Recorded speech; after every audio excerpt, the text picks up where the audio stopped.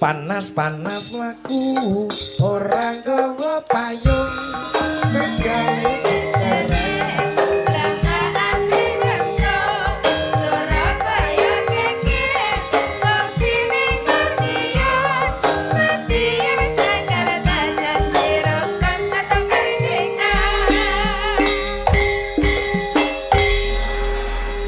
dalu Mbak Ima. Nggih sugeng dalu Mbak Limbuk yang canggih Nggih dipun timbali Pak Witoso Buweni. Nggih Netake Kang Putra Dik Leo Satria Wiratama. Ndongake menapa dhateng Dik Leo. Nggih mugi-mugi anak lanang Leo tambah pinter, Amin. tambah soleh, Amin. ngabekti, Amin. dumateng sik to Mas. ngabekti dumateng bapak lan ibunipun. Migunani nusa bangsa negara lan agama. Amin. Bocah saiki ki asmane apik-apik. Sapa Mas? Ora kaya taun 80-an kae. Tahun 80 jenenge sapa? Ya sing sunat ya Paijan, ngono terus Ngatono kuwi. Sik, sampean kelahiran tahun pira? Aku 75, nggih. Oh iyalah ya jenengmu Jolang. Lho, ala-ala. Oke ini karuan berdarah biru. Oh, mosok biru? Lho, keturunan Mataram sapa to? Oh alah tak kira. Wong Lho, ngene wing- kok berdarah biru ya? Lho, aku jaman biyen nek lampu petromak kang grentek ora tuku Pirtus tak getehi ngono wis dadi kok ya. Nggih menika kathah ingkang request lumantar WA Pak Suhar Nggih. Tretek sak rombongan. Oh, nggih. Mugi rawuh. Nggih, nyun jenang gula kali podang kuning. Oh nggih. sugeng Nggih. lenggahipun. Sembah nuwun. Dijumbuhke karo werna kebayake ya, Jo. Nggih. Nah, podang kuning dibawani Asmarandana. Piye Mbak Ima karo bojomu ayu ndi ya? Piye Mas? Ya, ndelok sing gori. Piye? Kok ngarep? Ngarep. Iya, apik iki ya. Lah bojomu nyatane ki ya saiki wis berai dandan, nyatane ya bar kos salon. Merenake awak, rambutnya ditata. Ditata malah. Cari dibonding Mas. Rebonding deh wingi 17 Agustus gara-gara rebonding aku bayar 45.000. Lah wong bonding iku Bayar ben 45.000. rambutnya apik kok nyapa kok dadi bayar. Bayar 45.000 aku didenda sopir truk. Kok iso? Lah iso. Ah tak jak ndelok karnaval ora gelem kudungan gedek-gedek nyantol sepion truk parkir. Rambutnya ngene-ngene ngono Iya. terus nyantol. Mulane apik ngene iki wanita iki nek kebayaan apa nek piyai Jawa. Oh nyampi. Ngene rapi yo, Mas. Iso, ah bojoku sae perawatan malah mau turu awor. Kok iso moh turu? Ah mandine mandi sepa. Bojomu kuwi? Aku ae mandiku mek banyu kajar lho. Bojoku sepa. Elok luar biasa. Elok apane? Lah kuwi mandi sepa. Separo. Oh, kuwi jenenge Sibin. Tak kira lek sepa mandine salon ngono Alah kae. bayare piro dagelan nek ora payu yo ngowoh nek ape mandi sepa nang gone salon lho. Tak wene nek kowe aja mandi sepa aja.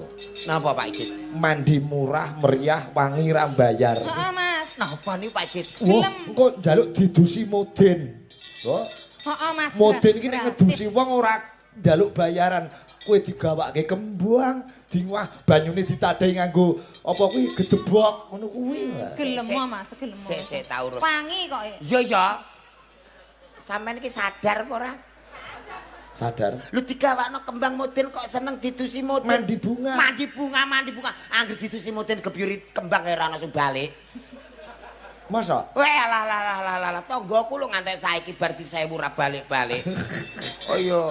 Tapi kan wangi banyune. Wangi apane? Ya yo.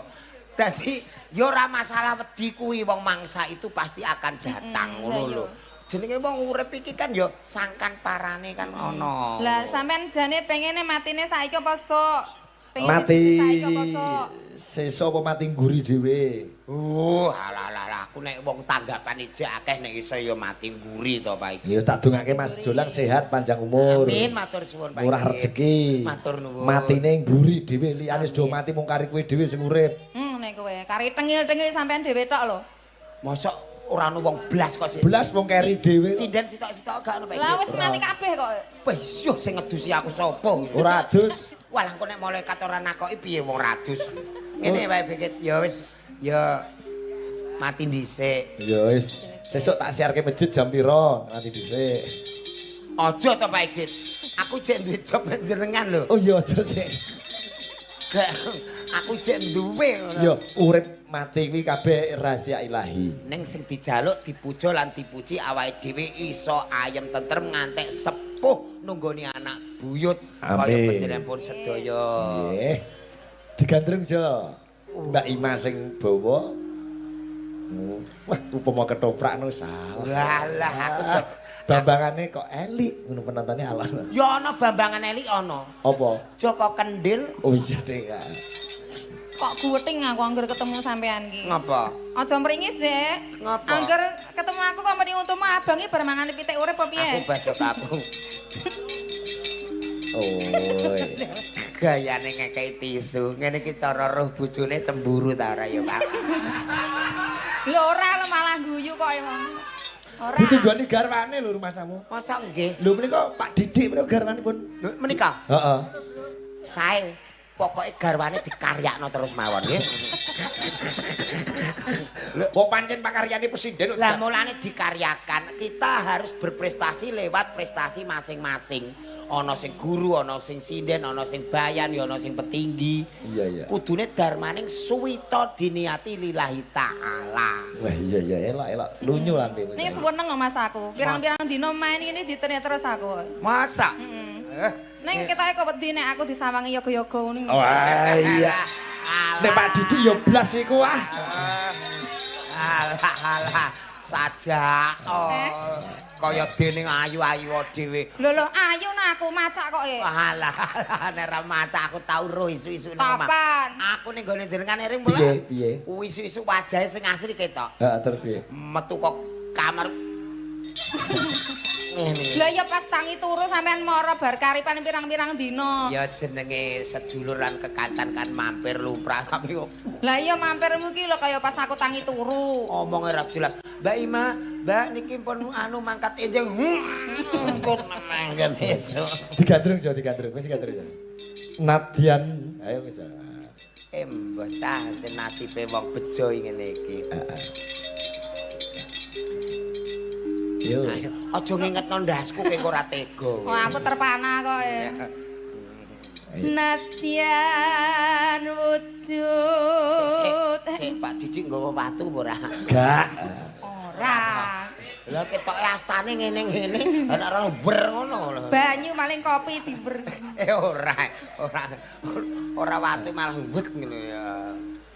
Nadyan wujud temong peksi. Sok nenek wayangan garwane rasah digawa. Lah nyapa? Ora bebas. Stok. Tenang ora apa-apa. Gawalah kudune mau apotek sik. Lah engko tak Kok ning apotek ngopo? Ah tumbaske CTM korong kilo terus kon ngundi kabeh. wis lho jane ning diguwak ki. Alah ya. Wis lah profesional. Oh.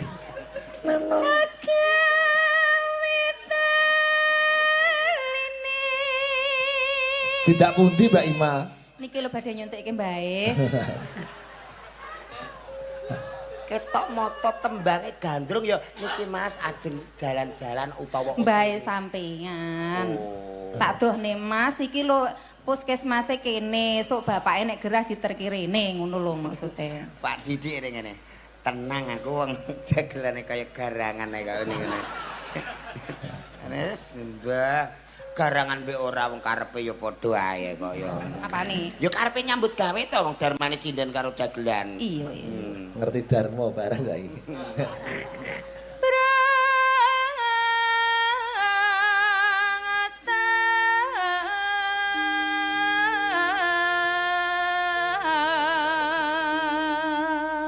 Sama nama tekone telat kok ngendi? Ya ngerti dhewe ta aku ngenteni ning njaba ora diundang-undang karo Mak Cangik. Padahal janjiane mah jam 11 sama Lah mampir Mak ning Cangik iki ndi? lho lali nek nganggo aku. Ya urung ngadekan ya urung metu ya. Nah iso. Ora Gendi kowe mampir. sing nyuwara aja. Heeh. Alah, alhamdulillah. Sindene kok 6, Mas. 1, 2, 3, 4, 5. ST teko aja. Aje bro ngene lho bro. Ning kono isih nggawa timba iseni kabeh hitung taker no 1, 2, 3. Lah mau wis tak enteki batinku gendang mantuk lho kok tekone sakmono kae. Mau 6 lho saiki kok nggawa 12. Masa? 12 iki. Lah ning kono isih kok. Bro, sene 16 iki. Sene njaba cek pirang timbo, Bro. Ya wis, Sing 6 timbo, Mas. 6 timbo. Ora 16 lho, Mas. Wis gak apa-apa, dumno, Bro. Kowe mun piye? Oleh muni piye? Ora pesindene mboten mengke Nanjun. Nika sing mriko mawon. Kono dumno kono. Mas, sindene siapa yang mau? Mbak Lila mau. Alhamdulillah, alhamdulillah. Wis dibayari Pak Wito aja. Lho, pun dibayar Pak Wito. Ora penak iki aturno Pak Wito ngawur ae ora penak ngono. Gaya. Wis diaturi Pak Wito tenan. Ya alhamdulillah. Pak Wito mau dibayar ngoten niku. Ayo. Ngeten iki. Ben dibayari dagelane. Nggih. Pokoke lho kok nggih nganggur. Yo, wis barokah Pak Wito sembah nuwun tiwas aku mak pelas aku. Isih ta ora ning njaba langsung ditakerne timba ngono lho kayak selang nyedot siji-siji. Yo, ora ana gara-gara malah catering tambahan. Sakit lho Mas, iki mung jok sore ngenteni sampean ngene. Ya wis ora apa-apa. Terus nakokno Mbak, kok Mas Jolang rene apa ora? Rene enten ono sik. Alus manis tur merak hati.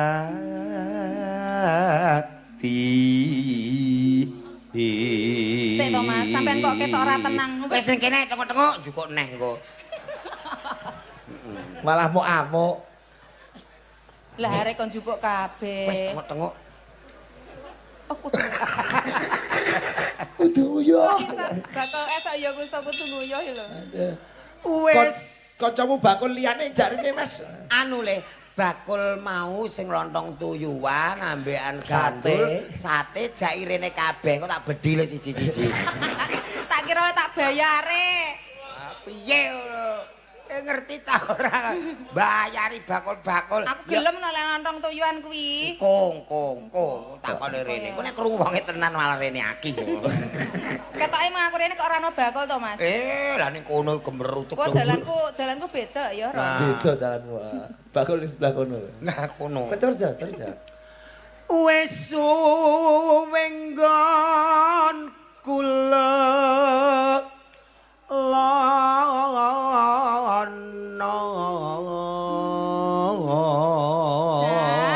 Sampean ki lho, saiki kok kemajuan. Majuan apane to ya? Nyapa to pipimu kok malih ngono ki Mas? Mbok wiru-wiru. Iki ora wiru make up. Hah? Terae tuwek. Oh, kowe sing diarani nganu to, kusit kuwi to. Kisut. Oh, kisut. Awakmu saiki yo kemayu jek iso monggo mumpung jek kemayu. Apa? 35 tahun peok-peok. Ya aku yo melu perawatan to yo. Perawatan? Yo sepayu mau. Oh, kudune disuntik pengawetan ngene terus kuwi. Ngono ya Mas. Formalin kuwi.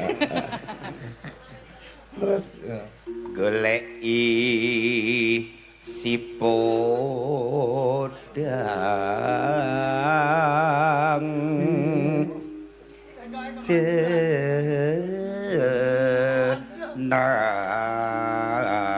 kene mbahmu kok tutupi ngene sebabe apa? Lah nek untuk rono.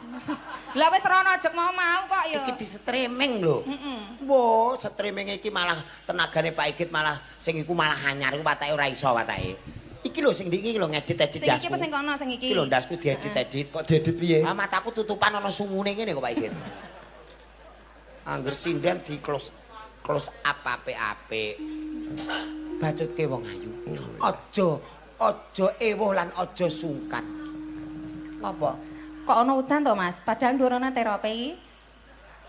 Aja ewuh, aja sungkan. Oh, wis merongos muncrat. Ning ngene iki tak nggo main barongan menangan lho Pak Igit. Barongan sing umum kae untune ning jaba, aku untuku ning jero. Ya. Iba bunga ing atiku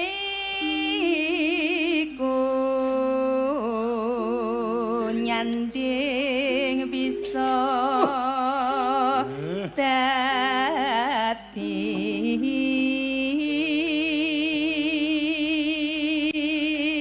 ojo ngono. Sumpah aku ape seneng tenan kita. Lah. Umpama bojoku ngene Pak Igit. Piye kowe piye? Umpama lho. Umpama. Umpama bojoku kaya Mbak Ima ini wah ketoke kok ora mungkin. Lho gerupama. Wong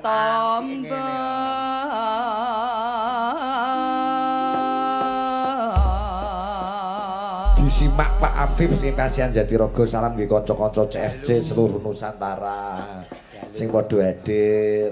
Nggih sembah nuwun jalin persatuan dan kesatuan dan kerukunan. Pak Waris Sugiono saking Surabaya, salam nggih kanca-kanca Cakraning Rasdaya. Pak Tito Ngawi akeh sing do monitor saka luar kota do. Nggih, iki kanca-kanca Rembang sing wonten Madura nggih monitor Pak Igit. Nggih, Pak Hono Fatur saking Karangbale Jakenan. Nggih, mriki nyuwun lestari. Ya, salam nggih kanca-kanca Cakraning Rat Fans Club. Nggih. Podang kuning. Digarap tayub ya, Jo. Cocok Pak Igit. Buka saka Bunang. Buka saka Bunang. Deh. Pak Warno kok lemumen saiki ya, Jo. Pak Itok dadi Pak Warno. Oh iya. Ning dengaren cah loro ki anteng biasane rasan-rasan kok.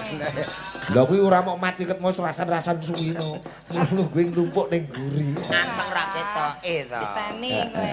Coba kaya ngapa buka saka Bonang, Podang Kuning karya Pak Darno. Nggih, siap kunjuk Mas Jemblok ST mantau. Siap.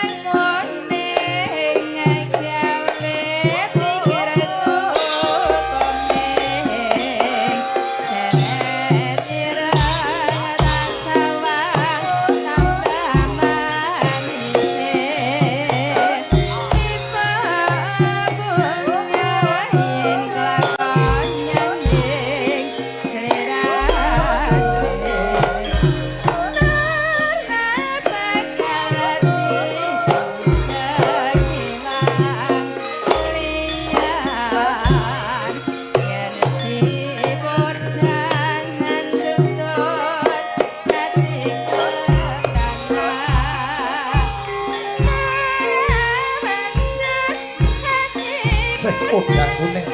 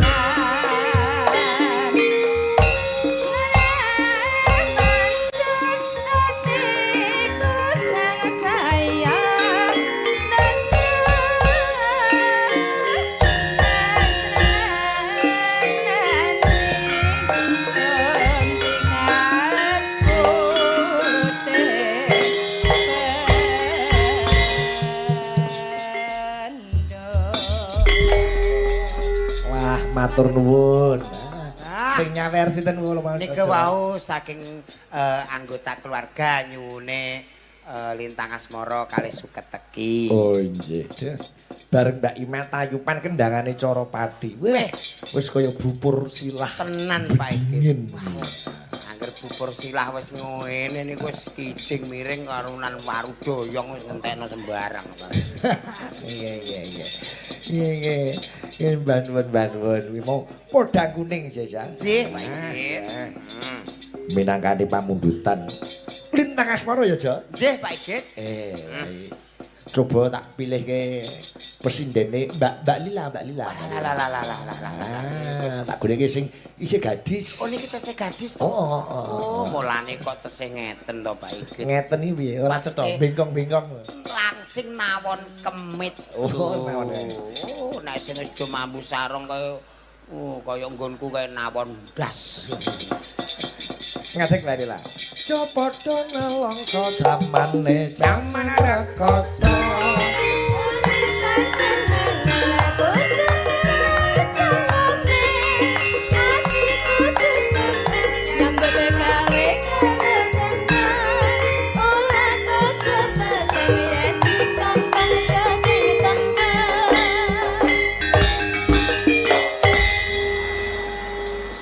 Beda Mbak Imam, beda Mbak Lila aja. Ji, Pancen bejo banget dadi dagelan iki iso gandeng sinden sapa-sapa.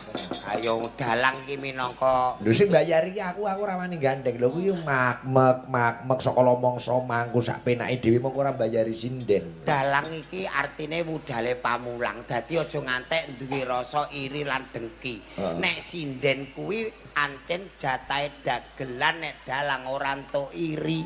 Oh, mergo dalang wis duwe bagian dhewe. Bagianmu apa? Ketebok. Mulus lho Pak. Putih sisan. Mulus nek kadung ngentut guwedhi ki malah larang kok. Ha sing tukuntute sinden sapa? Oh iya ya. Wis tak syukuri jo aku debok-debok lah ra Maning masalah. jenengan iki kudu ngaji karo Pak Suwito. Nrimo ing pandum lan mesti dharma iku dijunjung dhuwur. Oh iya ya. Dalang kok iri sinden iki jatahe dagelan. Iso. Aku dagelan iki nganggo sinden ngendi-ngendi iki ya kudune nganggo ngilmu sabar. Sabar. Kudu nrimo apa anane. Dadi ate nggone sapa ae anane iki ya iki. Iya ya. Lintang Asmara no.